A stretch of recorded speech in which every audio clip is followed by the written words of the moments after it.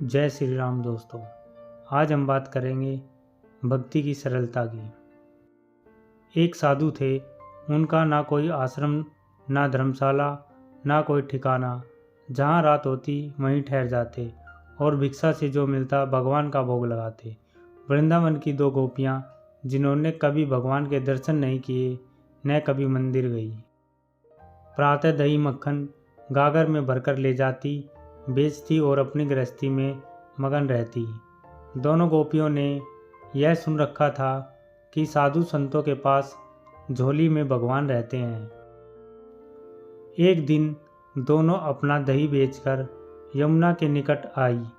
वहाँ देखा कि एक साधु अपनी झोली रखकर संध्या वंदन हेतु स्नान करने गए हैं।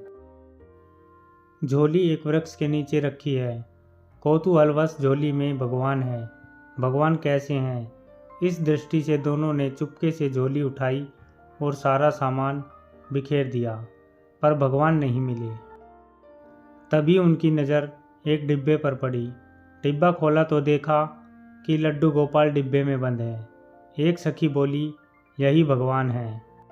दूसरी बोली, कितने निर्दयी हैं ये सन्यासी, भगवान को बंद करके रखा है। पहली सखी, देखो बेचारे भगवान के हाथ पैर सब टेढ़े हो गए हैं। दूसरी बोली, बेचारे बंद जो रहते हैं, हाथ पैर हिलाने की जगह भी नहीं है। अब दोनों ने लड्डू गोपाल को उठाया। बोली, भगवान जी अब परेशान न हो, अपने हाथ पैर सीधे कर लो और हम दही खिलाते हैं, खा लो, भूखे भी हो गए। दोनों ने भगवान की मूर्ति को सीधा करना शुरू किया। भगवान को भी उनकी सरलता पर आनंद आ रहा था, वह भी मुस्कुरा रहे थे। जब वे थक गई लेकिन हारी नहीं, तो भगवान को हारना पड़ा। लड्डू गोपाल की मूर्ति सीधी हो गई।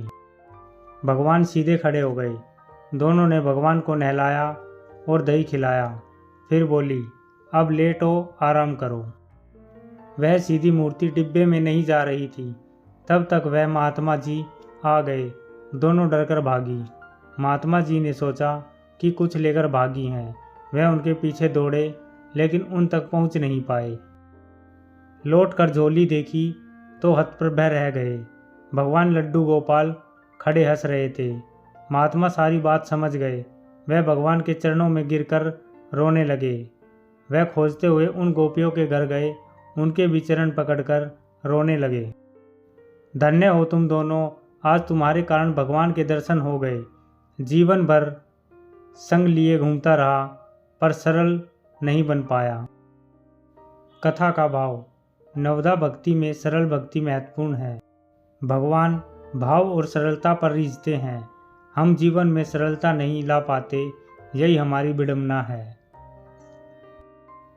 दोस्तों, सनातन धर्म से जुड़ी ऐसी ही और भी रोचक जानकारी पाने के लिए हमारे चैनल को सब्सक्राइब जरूर करें।